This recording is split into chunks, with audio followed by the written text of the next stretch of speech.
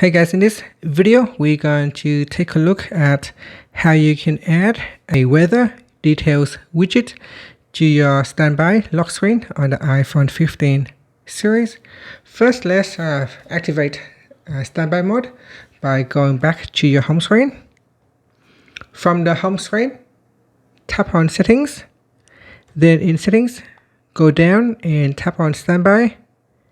In here, tap on the standby toggle button to switch it on. And once you have turned on standby, let's go back to the home screen, then lock the phone. Next, put it on a charger. So I have a wireless charger here, or you can plug in the charging cable. Then on your standby screen, swipe across until you go to the widget screen. And on the widget screen, touch and hold on one of the widgets.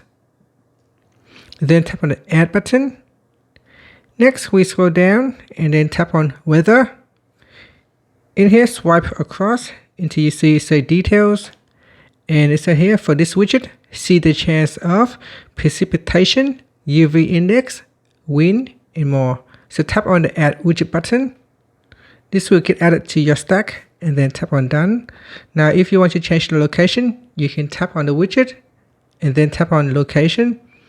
And here you can search for the location that you want to use, and then tap on.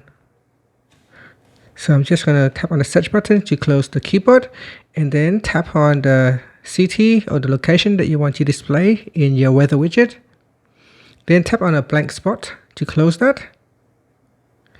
Next, tap on done, and that's it. So we have added a details weather widget to the standby screen, and that's it.